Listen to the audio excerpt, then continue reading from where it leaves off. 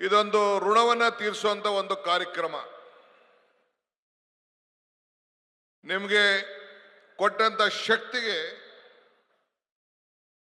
ನಿಮಗೆ ಅಭಿನಂದನೆ ತಿಳಿಸಬೇಕು ಅಂತೇಳಿ 2 ಬಾರಿ ಕಾರ್ಯಕ್ರಮವನ್ನು ನಿಗದಿ ಮಾಡಿದ್ದು. ಆದರೆ ಅನೇಕ ಕಾರಣಾಂತರದಿಂದ ಮಹಾತ್ಮ ಗಾಂಧೀಜಿಯವರ 100 ವರ್ಷದ ಸಂಭ್ರಮ ಆಚರಣೆ ಮಾಡಬೇಕಾಗಿತ್ತು. ಬೆಳಗಾಂನಲ್ಲಿ ಅಧಿವೇಶನ ಇತ್ತು. ಆ ದೃಷ್ಟಿಯಿಂದ ಮುಂದೂಡಿದು. ಆದರೆ ಅಸೆಂಬ್ಲಿ ಹೋಗಿನ ಮುಂಚಿತವಾಗಿ ಶಿಗ್ಗಾಂವ್ ಮತ್ತು ನಮ್ಮ ಈ ಬಳ್ಳಾರಿಯಲ್ಲಿ ಏನು ಸಂಡೂರಿದೆ ಅವೆರಡು ಕೂಡ ಒಂದು ದಿನ ಹೋಗಿ ನಾನು ಮುಖ್ಯಮಂತ್ರಿಗಳು ಅಭಿನಂದನೆ ಸಲ್ಲಿಸುವಂತ ಕೆಲಸವನ್ನು ನಾವು ಮಾಡಿದ್ದೇವೆ. ಇವತ್ತು ಮುಖ್ಯಮಂತ್ರಿಗಳು ಹೊರಡ್ತಾ ಇದ್ರು. ಬೆಳಗ್ಗೆ ಅವರಿಗೆ ಕಾಲು ಉಳುಕಿ ನಮ್ಮ ಮಣಿಪಾಲ್ ಹಾಸ್ಪಿಟ್ಲಿಗೆ ಹೋಗ್ಬೇಕಾದಂತ ಪರಿಸ್ಥಿತಿ ಬಂತು. ನನಗೆ ಫೋನಲ್ಲೂ ಕೂಡ ಮಾತಾಡಿದ್ರು, ನಾನು ಮಾತಾಡಿದೆ. ಮಣಿಪಾಲ್ ಹಾಸ್ಪಿಟ್ಲಿಗೆ ಹೋಗಿ ಅಲ್ಲಿ ಚೆಕ್ ಮಾಡಿಸಿ ಸಣ್ಣ ಫ್ರ್ಯಾಕ್ಚರ್, ಲಿಗಮೆಂಟ್ ಫ್ರ್ಯಾಕ್ಚರ್ ಆಗಿದೆ, 4 ದಿನ ಎಲ್ಲೋ ಓಡಾಡಬೇಡಿ ಅಂತೇಳಿ ಡಾಕ್ಟ್ರು ಅವ್ರಿಗೆ ಆದೇಶ ಕೊಟ್ಟ ಮೇಲೆ ಸಲಹೆ ಮೇಲೆಗೆ ಅವರು ಇವತ್ತೆಲ್ಲ ಕಾರ್ಯಕ್ರಮಗಳನ್ನು ರದ್ದು ಮಾಡಿದ್ದಾರೆ. ಅನಿವಾರ್ಯತೆಯಿಂದ ಇವತ್ತು ಆ ಕಾರ್ಯಕ್ರಮಕ್ಕೆ ನಿಮ್ಮನ್ನೆಲ್ಲ ಉದ್ದೇಶಿಸಿ ಮಾತಾಡಕ್ಕೆ ಅವರು ಬರಕ್ಕಾಗಲಿಲ್ಲ. ಆದರೆ ಇವತ್ತೆಲ್ಲ ನಮ್ಮ ನಾಯಕರುಗಳು ಏನು ಸ್ಟೇಜ್ ಮೇಲೆ ಇದ್ದಾರೆ, ಇನ್ನು ಬಹಳ ಜನ ನಾಯಕರುಗಳು, ಮಂತ್ರಿಗಳು ಎಲ್ಲ ಕೂಡ ಬಂದು ಹಗಲು ರಾತ್ರಿ ದುಡಿದು ನಿಮ್ಮ ಹೃದಯವನ್ನು ಗೆದ್ದು ಅವರು ಇವತ್ತು ಅವರು ಕೂಡ ನಮ್ಮ ಚುನಾವಣೆಯಲ್ಲಿ ವೇದಿಕೆಯಲ್ಲಿರೋರು ಮತ್ತು ಬೇರೆಯವರೆಲ್ಲ ಕೂಡ ಗೆಲ್ಲಿಸಿ ಸಹಕಾರ ಕೊಟ್ಟಿದ್ದಾರೆ. ಪಕ್ಷದ ಪರವಾಗಿ ನಾನೊಬ್ಬ ರಾಜ್ಯ ಅಧ್ಯಕ್ಷ ಆಗಿರ್ಬೋದು, ಒಬ್ಬ ಈ ಜಿಲ್ಲೆಯ ಒಬ್ಬ ಶಾಸಕನಾಗಿದ್ದು ಕೂಡ ಅವರೆಲ್ಲರೂ ಕೂಡ ನಾನು ಕೃತಜ್ಞತೆಯನ್ನ ಸಲ್ಲಿಸಲಿಕ್ಕೆ ನಾನು ಬಯಸ್ತಾ ಇದ್ದೇನೆ. ನೀವು ಕೊಟ್ಟಿರೋಂಥ ಮತ ಅಭಿವೃದ್ಧಿಗೋಸ್ಕರ ನೀವು ಕೊಟ್ಟಿದ್ದೀರಿ ಅನ್ನೋದು ನನಗೆ ನಂಬಿಕೆ ಇದೆ. ನಾನು 89ರಿಂದ ಈ ಜಿಲ್ಲೆಯ ಶಾಸಕನಾಗಿ ಕೆಲಸ ಮಾಡ್ತಾ ಇದ್ದೀನಿ. ಆವತ್ತು ಈ ಭಾಗದಲ್ಲಿ ಕನಕಪುರದಲ್ಲಿ ಸಿಂಧಿಯಾರ್ ಅವರು ಗೆಲ್ತಿದ್ರು. ನಾನು, ಸಾತ್ ಅಲಿ ಖಾನ್ ಅವರು, ರೇವಣ್ಣವರು, ಆಗ ನಾವು ಕಾಂಗ್ರೆಸ್ನಿಂದ ಆಗ ಈ ಭಾಗದಲ್ಲಿ ಹಳೆ ಈ ರಾಮನಗರ ಜಿಲ್ಲೆ, ದಕ್ಷಿಣ ಜಿಲ್ಲೆ ಅಂತ ಏನೀಗ ಹೊಸದಾಗಿ ಕರಿತಾ ಇದ್ದೀವಿ, ಅದರಲ್ಲಿ ಇರ್ತಿದ್ದು. ಈಗ 4ಕ್ಕೆ 4 ಮೊದಲನೇ ಬಾರಿಗೆ ಕಾಂಗ್ರೆಸ್ ಪಕ್ಷದ ಶಾಸಕರಾಗಿ ಒಂದು ಸರ್ಕಾರ ಇದ್ದಾಗ ಅತಿ ಹೆಚ್ಚು ಶಕ್ತಿ ಬಂದಂತ ಒಂದು ವ್ಯವಸ್ಥೆಯಲ್ಲಿ ನಾವೆಲ್ಲ ಕೆಲಸ ಮಾಡ್ತಾ ಇದ್ದೇವೆ. ನಾನು ಯಾರನ್ನು ಟೀಕೆ ಮಾಡೋಂಥ ಅವಶ್ಯಕತೆ ಇಲ್ಲ. ಯಾರು ನನ್ನನ್ನ ಸುರೇಶ್ನ ಅಪೂರ್ವ ಸಹೋದರರು ಅಂತ ಕರೆದ್ರು, ಅವ್ರ ಬಗ್ಗೆನೂ ನಾನೇನು ನೆನಪು ಮಾಡಿಕೊಂಡು ಯಾರು ಟೀಕೆ ಮಾಡೋಂಥ ಅವಶ್ಯಕತೆ ಇಲ್ಲ. ಕುಮಾರಸ್ವಾಮಿ ಅವರು ಎಷ್ಟು ತುಚ್ಛವಾಗಿ ಮಾತಾಡಿದ್ರು ಕೂಡ ಅವ್ರ ಬಗ್ಗೆನೂ ಕೂಡ ನಾನು ಚಿಂತೆ ಮಾಡೋಂಥ ಅವಶ್ಯಕತೆ ಇಲ್ಲ. ನಿಮ್ಮ ತೀರ್ಪು ಎಲ್ಲದಕ್ಕೂ ಕೂಡ ನಿಮ್ಮ ತೀರ್ಪೇ ಉತ್ತರ. ಮಾನ್ಯ ಶ್ರೀ ದೇವೇಗೌಡರಿಗೂ ನಿಮ್ಮ ಉತ್ತರ, ಯಡಿಯೂರಪ್ಪನವ್ರಿಗೂ ನಿಮ್ಮ ಉತ್ತರ, ಕೇಂದ್ರ ನಾಯಕರಾದಂಥ ಬಿಜೆಪಿ ನಾಯಕರಿರ್ಬೋದು, ಜನತಾದಳದ ನಾಯಕರಿರ್ಬೋದು, ನಿಮ್ಮ ಮಾಜಿ ಶಾಸಕರಂತ ಕುಮಾರಸ್ವಾಮಿಗಿರ್ಬೋದು, ಎಲ್ಲದಕ್ಕೂ ಕೂಡ ನಿಮ್ಮ ತಟ್ಟೆ ಮರೆ ಏಟೆ ಬರೀ ಚನ್ನಪಟ್ಟಣಕ್ಕೆ ಉತ್ತರ ಮಾತ್ರ ಕೊಟ್ಟಿದ್ದಲ್ಲ, ಇಡೀ ರಾಷ್ಟ್ರಕ್ಕೆ ನೀವು ಉತ್ತರವನ್ನು ಕೊಟ್ಟಿದ್ದೀರಿ. ಅದಕ್ಕೆ ನಿಮ್ಗೊಂದು ಕೋಟಿ ನಮಸ್ಕಾರಗಳನ್ನು ಅರ್ಪಿಸಲಿಕ್ಕೆ ನಾನು ಬಯಸ್ತಾ ಇದ್ದೀನಿ. ನಾನು ಆಗಾಗ ಒಂದು ಮಾತು ಹೇಳ್ತಾ ಇರ್ತೀನಿ, ಅಧಿಕಾರ ನಶ್ವರ, ಸಾಧನೆಗಳು ಅಜಾಮರ, ಆದರೆ ಮತದಾರನೇ ಈಶ್ವರ. ಕೊನೆಗೆ ತೀರ್ಮಾನ ಮಾಡೋದು ಮತದಾರ.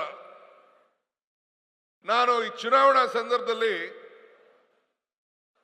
ಈ ಸೀಟು ಖಾಲಿ ಆದ ತಕ್ಷಣ ಬಹುಶಃ ನಮ್ಮದೇ ಆದಂಥ ಹೊಸ ರಾಜಕಾರಣದ ಇತಿಹಾಸದಲ್ಲಿ ಪ್ರತಿ ಒಂದು ಹೋಬಳಿಗೂ ಭೇಟಿಯನ್ನು ಕೊಟ್ಟು ಬಾಗಿಲಿಗೆ ನಿಮ್ಮ ಸರ್ಕಾರ ಬಂತು ಅಂತ ಹೇಳಿ ಸುಮಾರು 25,000 ಅರ್ಜಿಗಳನ್ನ ಜನರ ಹತ್ರ ಸ್ವೀಕಾರ ಮಾಡಿ ನಿಮ್ಮ ಸಮಸ್ಯೆ ಏನು ಅಂತೇಳಿ ನಾನು ಆಲಿಸಿದೆ. ಬಹುಶಃ ಬಹಳ ಜನ ಎಲ್ಲ ತಾವೆಲ್ಲ ಬಂದು ಪಕ್ಷ ಭೇದವನ್ನು ಮರೆತು ಅರ್ಜಿಯನ್ನು ಕೊಟ್ರಿ. ಸುಮಾರು 19,000 ಜನ ಮನೆ ಇಲ್ಲ, ಸೈಟ್ ಇಲ್ಲ ಅಂತೇಳಿ ಅರ್ಜಿಯನ್ನು ಕೊಟ್ರಿ. ಬೇರೆ ಬೇರೆ ಪಾಣಿ ಇಲ್ಲ, ಖಾತೆ ಆಗಿಲ್ಲ, ಜಮೀನು ಮುಂಜಾಗ್ರತೆಯಲ್ಲಿ ಅಂತ ಅರ್ಜಿಗಳನ್ನ ಕೊಟ್ರಿ. ಅದನ್ನೆಲ್ಲ ನಾನು ನನ್ನ ಕೆಲಸಗಳನ್ನ ಪ್ರಾರಂಭ ಮಾಡಿ ನಿಮಗೆ ಒಂದು ಮಾತು ಕೊಟ್ಟಿದ್ದೆ.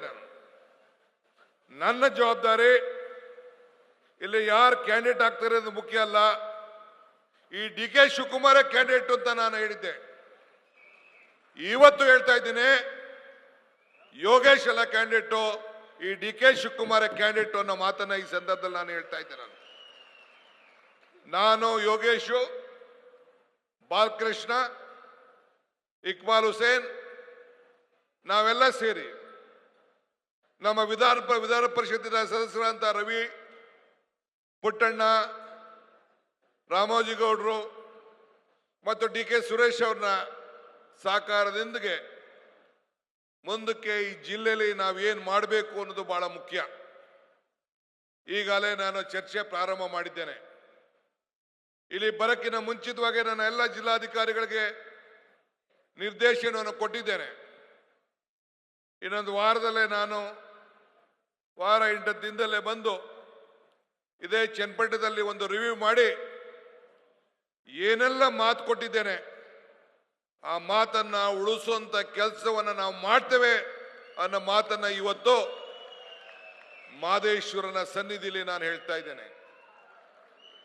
ನಾನು ಯೋಗೇಶ್ ಅವರು ದೇವಸ್ಥಾನ ಕಟ್ಟಿದ್ದಾರೆ, ಬಿಸ್ಲಮ್ಮನ ದೇವಸ್ಥಾನ ಕಟ್ಟಿದ್ದಾರೆ, ಮಾದೇಶ್ವರ ದೇವಸ್ಥಾನ ಕೂಡ ಕಟ್ಟಿಸಿದ್ದಾರೆ.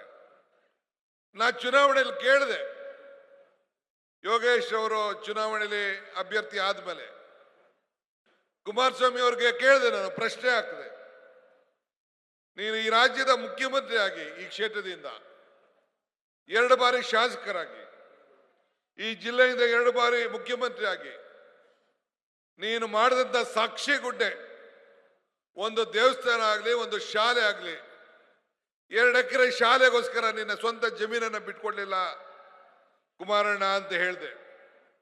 ಅದಕ್ಕೆ ಉತ್ತರ ಎಲ್ಲೂ ಕೂಡ ಬರಕ್ಕಾಗ್ಲಿಲ್ಲ. ಈಗ ನಾನು ಕೇಳೋದಿಲ್ಲ, ಉತ್ತರ ನಾನು ಕೇಳಕ್ ಹೋಗುದಿಲ್ಲ, ನನಗೆ ಅವಶ್ಯಕತೆ ಇಲ್ಲ. ನೀವೇ ಉತ್ತರ ಅದಕ್ಕೆ ಕೊಟ್ಬಿಟ್ಟಿದ್ದೀರಿ. ನೀವು ಈಗ ಮುಂದಕ್ಕೆ ನಮ್ಮ ಮೇಲೆ ಜವಾಬ್ದಾರಿ ಇದೆ. ಸುರೇಶ್ ಅವರು ದೀಪ ಹಚ್ಚಿಸ್ಬೇಕಾದ್ರೆ ಹೇಳ್ತಾ ಇದ್ರು, ನೀವು 4 ಜನ ಸೇರಿ ಒಟ್ಟಿಗೆ ಹಚ್ಚಿ ಅದೇನ್ ಮಾಡ್ತೀನಿ ನೋಡಿದ್ದೀವಿ ಅಂತೇಳಿ ಸವಾಲಾಗ್ತಾ ಇದ್ರು. ಯೋಗೇಶ್ ಅವರೇ, ಈ ಸವಾಲ್ನ ನೀನು ಸ್ವೀಕಾರ ಮಾಡಬೇಕು, ನಾನು ಸ್ವೀಕಾರ ಮಾಡಬೇಕು, ಬಾಲಣ್ಣನು ಸವಾಲು ಸ್ವೀಕಾರ ಮಾಡಬೇಕು ಮತ್ತು ಇಕ್ಬಾಲ್ ಹುಸೇನು ಸವಾಲು ಸ್ವೀಕಾರ ಮಾಡಬೇಕು. ಜನರಿಗೆ ಕಣ್ಣಿಗೆ ಗೊತ್ತಾಗಬೇಕು, ನಾವು ಸಾಕ್ಷಿ ಗುಡ್ಡೆಗಳನ್ನ ಬಿಟ್ಟು ಹೋಗ್ಬೇಕು. ನಾವು ಇವತ್ತು ಚನ್ನಪಟ್ಟಣ ಮತದಾರರಿಗೆ ಅವರ ಕಣ್ಣಿಗೆ ಮಣ್ಣನ್ನ ಬೂದಿಯನ್ನು ಎರಚಲಿಕ್ಕೆ ಸಾಧ್ಯ ಇಲ್ಲ ಅನ್ನೋದಕ್ಕೆ ಇವತ್ತು ನಮ್ಮನ್ನ 25,000 ಅಂತರದಿಂದ ಗೆಲ್ಲಿಸಿ ಇಡೀ ರಾಜ್ಯಕ್ಕೆ ಒಂದು ದೊಡ್ಡ ಸಂದೇಶವನ್ನ ಕಳಿಸ್ಕೊಟ್ಟಿದ್ದಾರೆ. ಇವತ್ತು ನನ್ನ ಮೇಲೆ, ಈ DK ಶಿವಕುಮಾರ್ ಮೇಲೆ, ಸಿದ್ದರಾಮಯ್ಯನವ್ರ ಮೇಲೆ ನಂಬಿಕೆಯನ್ನು ಇಟ್ಟು ಈ ಗ್ಯಾರಂಟಿ ಯೋಜನೆಗಳು ಮತ್ತು ಅಭಿವೃದ್ಧಿ ಮೇಲೆ ನಂಬಿಕೆಯನ್ನು ಇಟ್ಕೊಂಡು ಇವತ್ತು ಅನೇಕರು ಮತದಾರವನ್ನು ಕೊಟ್ಟಿದ್ದಾರೆ. ಈಗ 600ಕ್ಕೂ ಹೆಚ್ಚು ಕೋಟಿ ರೂಪಾಯಿ ಹಣ ವಿವಿಧ ರೀತಿಯಲ್ಲಿ ತಂದು ಈಗಾಗಲೇ ಕೆಲಸ ಪ್ರಾರಂಭ ಕೂಡ ಆಗಿದೆ. ಈಗ ನಾವು ನಿಮಗೆ ಅಭಿವೃದ್ಧಿ ಬೇಕೋ ಇಲ್ಲ ಕಣ್ಣೀರು ಬೇಕೋ ಇದನ್ನು ನಿರ್ಧಾರ ಮಾಡಿ ಅಂತ ಕೂಡ ನಿಮ್ಮೆಲ್ಲರೂ ಕೂಡ ನಾವು ಮನವಿ ಮಾಡಿದ್ವು. ನಿಮಗೆ ಕಣ್ಣೀರು ಬೇಡ, ಅಭಿವೃದ್ಧಿನೇ ಬೇಕು ಅಂತೇಳಿ ನೀವೆಲ್ಲ ತೀರ್ಮಾನವನ್ನು ಮಾಡಿ ಆಯ್ಕೆಯನ್ನು ಮಾಡಿದ್ದನ್ನ ನಾವು ಮರೆಯಲಿಕ್ಕೆ ಸಾಧ್ಯ ಇಲ್ಲ. ನಿಮ್ಮ ಭಾವನಾತ್ಮಕವಾದಂತಹ ಅನೇಕ ಮಾತುಗಳನ್ನು ಕೂಡ ಜನತಾದಳದವರು ಬಿಜೆಪಿಯವರು ಮಾತಾಡಿದ್ರು. ಅದಕ್ಕೆ ನೀವು ಒಪ್ಪಲಿಲ್ಲ. ಬ್ಲ್ಯಾಕ್ ಮೇಲ್ಗೂ ನೀವು ಯಾರು ಒಪ್ಪಲಿಲ್ಲ. ನೀವು ಜಗ್ಲೂ ಇಲ್ಲ, ಬಗ್ಲೂ ಇಲ್ಲ. ಆದರೆ ನಾನು ಅನೇಕ ಸಂದರ್ಭದಲ್ಲಿ ಒಂದು ಮಾತು ಹೇಳ್ತಾ ಇದ್ದೆ, ದೇವರು ವರನೂ ಕೊಡೋದಿಲ್ಲ, ಶಾಪನೂ ಕೊಡೋದಿಲ್ಲ, ಅವಕಾಶ ಮಾತ್ರ ಕೊಡ್ತಾನೆ ಅಂತೇಳಿ. ಇವತ್ತು ನಮ್ಗೆ ಅವಕಾಶ ಕೊಟ್ಟಿದ್ದಾರೆ.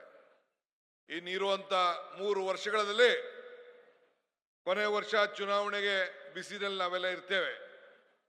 ಆದರೆ ಈಗ ಸಿಕ್ಕಿರುವಂತ 2 ವರ್ಷದಲ್ಲಿ ಒಂದು ಹೊಸ ರೂಪವನ್ನ ಕೂತ್ಕೊಂಡು ನಾವೆಲ್ಲ ಚರ್ಚೆ ಮಾಡಿ, ನಾನು ಆಕಾಶದಿಂದ ಭೂಮಿಗೆ ಇಳಿಸಿದ್ದೀನಿ ಅಂತ ನಾನು ಹೇಳಲಿಕ್ಕೆ ನಾನು ತಯಾರಿಲ್ಲ. ಆದರೆ ನಿಮ್ಮ ಕಣ್ಣುಗಳನ್ನ ಕಾಣೋ ರೀತಿಯಲ್ಲಿ ಸಾಕ್ಷಿ ಗುಡ್ಡೆಗಳನ್ನ ನಿರ್ಮಾಣ ಮಾಡಲಿಕ್ಕೆ ಎಲ್ಲ ತರದ ಪ್ರಯತ್ನವನ್ನ ಮಾಡಿ ಮತ್ತೆ ನಿಮ್ಮ ಮುಂದೆ ಬರ್ತೇವೆ ಅನ್ನೋ ಮಾತನ್ನ ಈ ಸಂದರ್ಭದಲ್ಲಿ ಹೇಳಲಿಕ್ಕೆ ನಾನು ಬಯಸ್ತೇನೆ. ಇವತ್ತು ಈ ವೇದಿಕೆಯಲ್ಲಿರುವಂತ ಎಲ್ಲ ನಾಯಕರುಗಳು, ನಾವು ಯಾರು ಕೂಡ ಈ ಒಂದು ಚುನಾವಣೆಯನ್ನು ಮರಲಿಕ್ಕೆ ಸಾಧ್ಯ ಇಲ್ಲ. ನಿಮ್ಮ ತೀರ್ಪನ್ನು ಮರಲಿಕ್ಕೆ ಸಾಧ್ಯ ಇಲ್ಲ. ಹಾಲನ್ನ ಬೆಲೆ ಮೇಲೆ ನೀವೇನು ಬೋರ್ಡ್ ಇಟ್ಕೋಬೇಕಾಗಿದೆ, ನಮಗೂ ಅರಿವಿದೆ. ಈ ರೈತನ ಕಷ್ಟ, ಬೂಸಾ ಬೆಲೆ, ನೀರಿನ ಬೆಲೆ, ಈ ನೀರಿಗೂ ಹಾಲಿನ ಬೆಲೆಗೆ ಎರಡೂ ಕೂಡ ಒಂದಾಗ್ಬಿಟ್ಟಿದೆ ಅನ್ನೋದು ಕೂಡ ನಮ್ಗೆ ಅರಿವಿದೆ. ನಾಗರಾಜ್ ಕೂಡ ಬಂದು ನನಗೆ ಆಲೆ ಕಿವಿಲಿ ಹೇಳ್ತಾ ಇದ್ದ, ಅವೆಲ್ಲ ಸೂಕ್ತ ಕಾಲದಲ್ಲಿ ಸೂಕ್ತ ನಿರ್ಧಾರವನ್ನು ನಾವು ಮಾಡ್ತೇವೆ.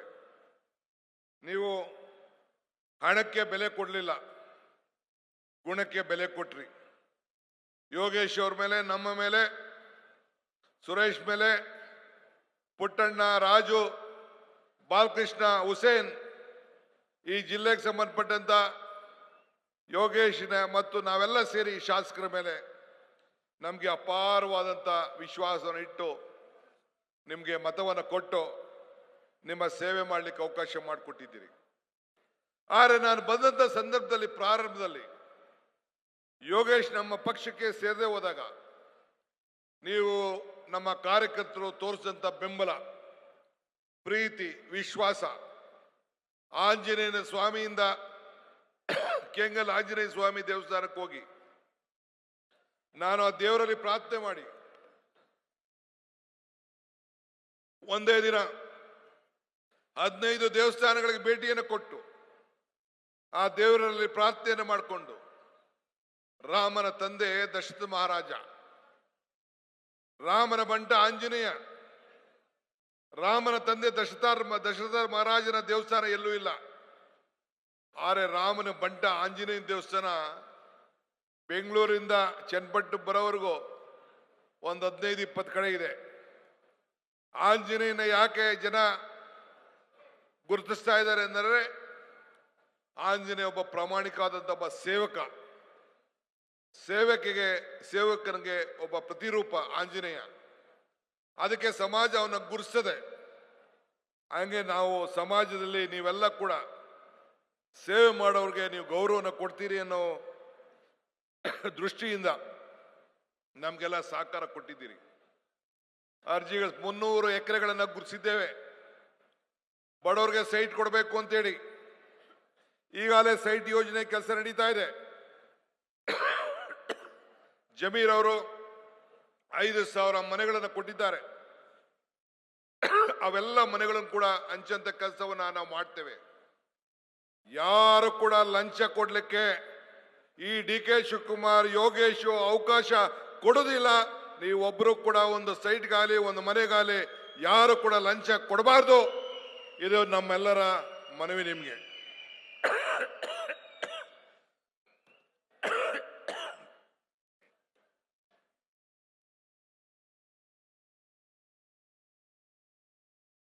ಚುನಾವಣಾ ಸಂದರ್ಭದಲ್ಲಿ ಸಮೀಕ್ಷೆಗಳು ಬರ್ತಾ ಇತ್ತು. ನಾನು ಚುನಾವಣೆ ಮುಂಚಿತವಾಗಿ ಹೇಳಿದೆ ನನ್ನ ಮಾಧ್ಯಮ ಸ್ನೇಹಿತರಿಗೆ, ನೀವು ಬರ್ಕೊಳ್ಳಿ, 135 ಅಲ್ಲ ನಮ್ಮ ನಂಬರ್. ಒಂದು ಸಂಡೂರ್ ವೇಕೆಂಟ್ ಆಗಿತ್ತು. 135 ಅಲ್ಲ, ನಮ್ಮ ನಂಬರ್ 138 ಅಂತ ಹೇಳಿದೆ. ಇಲ್ಲೂ ಚನ್ನಪಟ್ಟಣದಲ್ಲೂ ಹೇಳಿದೆ ನಾನು, 3ಕ್ಕೆ 3 ಗೆಲ್ತೀವಿ. ಮುಖ್ಯಮಂತ್ರಿಗಳ ಸುಪುತ್ರ ಬೊಮ್ಮಾಯಿ, ಮಾಜಿ ಮುಖ್ಯಮಂತ್ರಿಗಳ ಸುಪುತ್ರ, ಆ ಸೀಟು ಗೆಲ್ತೀವಿ. ಕುಮಾರಸ್ವಾಮಿಯ ಸುಪುತ್ರ ನಿಖಿಲ್, ಈ ಸೀಟು ಗೆಲ್ತೀವಿ ಅಂತ ನಾನು ಹೇಳಿದೆ. ನಾನು ಆ ವ್ಯಕ್ತಿಗಳ ಬಗ್ಗೆ, ಅಭ್ಯರ್ಥಿಗಳ ಬಗ್ಗೆ ಮಾತಾಡೋ ವಿಷಯ ಅವಶ್ಯಕತೆ ಇಲ್ಲ. ಆದರೆ ನಿಮ್ಮ ತೀರ್ಪು ಬಹಳ ಮಹತ್ವದ್ದು. ಎಲ್ಲ ಮಾಧ್ಯಮಗಳ ಸಮೀಕ್ಷೆಗಳು ಕೂಡ ತಳಕಳಕ ಆಯಿತು. ನನಗೆ ವಿಶ್ವಾಸ ಇತ್ತು ನಮ್ಮ ಚನ್ನಪಟ್ಟಣದ ಮತದಾರರ ಮೇಲೆ. ನನಗೂ ಚನ್ನಪಟ್ಟಣದ ಮೇಲೆ ಬಹಳ ಆಸೆ ಇತ್ತು ನಿಂತ್ಕೋಬೇಕು ಅಂತ. ಪಕ್ಷ ನಿರ್ಬಂಧನೆ ಆಗ್ತು. ಸುರೇಶ್ ನಿಲ್ಬೇಕು ಅಂತೇಳಿ ನಮ್ಮ ಪಕ್ಷದವರು ಮತ್ತು ಕಾರ್ಯಕರ್ತರು ಹೇಳಿದ್ರು. ನನಗೆ ಪಕ್ಷ ಮುಖ್ಯ, ನನ್ನ ಕುಟುಂಬ ಮುಖ್ಯ ಅಂತ ತೀರ್ಮಾನ ಮಾಡಿದ್ರು. ರಘುರವ್ರಿಗೆ ಬೇಕಾದಷ್ಟು ತಯಾರು ಮಾಡಬೇಕು ಅನ್ನೋದು ಬೇಕಾದಷ್ಟು ಒತ್ತಡ ಇತ್ತು. ಹಾಗೂ ಕೂಡ ಯೋಗೇಶ್ ಅವರು ಬಂದು ನಮ್ಮ ಪಕ್ಷದ ಸಿದ್ಧಾಂತದ ಮೇಲೆ, ನಮ್ಮ ನಾಯಕತ್ವದ ಮೇಲೆ, ಕಾಂಗ್ರೆಸ್ನಿಂದ ರಾಜಕಾರಣ ಮಾಡದೆ ಕಾಂಗ್ರೆಸ್ನಲ್ಲೇ ಉಳಿತೇನೆ, ಕಾಂಗ್ರೆಸ್ನೇ ಬೆಳೆಸ್ತೇನೆ ಅಂತೇಳಿ ಬಂದು ಮಾತು ಕೊಟ್ಟ ಮೇಲೆ ನಾನು ಮಲ್ಲಿಕಾರ್ಜುನ್ ಖರ್ಗೆ ಸಾಹೇಬ್ರ ಹತ್ರ, ಸಿದ್ದರಾಮಯ್ಯನವ್ರ ಹತ್ರ ಮಾತಾಡಿ, ಸುರೇಶ್ ನಾನಿಬ್ರು ಸೇರಿ ಚರ್ಚೆಯನ್ನು ಮಾಡಿ ನಾವು ನಮ್ಮ ಕಾರ್ಯಕರ್ತರನ್ನೆಲ್ಲ ಕೂಡ ವಿಶ್ವಾಸಕ್ಕೆ ತೆಗೆದುಕೊಳ್ಳಕ್ಕೆ ಆಗಲಿಲ್ಲ ಕೊನೆ ಗಳಿಗೆಯಲ್ಲಿ. ಆದರೂ ನಾನು ನಮ್ಮೆಲ್ಲ ಕಾರ್ಯಕರ್ತರಿಗೆ ನಾನು ಹೇಳ್ತೇನೆ, ನೀವು ಯಾರು ಚಿಂತೆ ಮಾಡೋದು ಬೇಡ. ನಾನು, ಯೋಗೇಶು, DK ಸುರೇಶು ನಿಮ್ಮನ್ನೆಲ್ಲ ರಕ್ಷಣೆ ಮಾಡೋಂಥ ಜವಾಬ್ದಾರಿ ನಾವು ಮಾಡೇ ಮಾಡ್ತೀವಿ ಅನ್ನೋ ಮಾತನ್ನ ಈ ಸಂದರ್ಭದಲ್ಲಿ ಹೇಳಲಿಕ್ಕೆ ನಾನು ಬಯಸ್ತಾ ಇದ್ದೇನೆ. ಇವತ್ತು ನಿಮ್ಮೆಲ್ಲರಿಗೂ ಹೇಳೋದಿಷ್ಟೇ,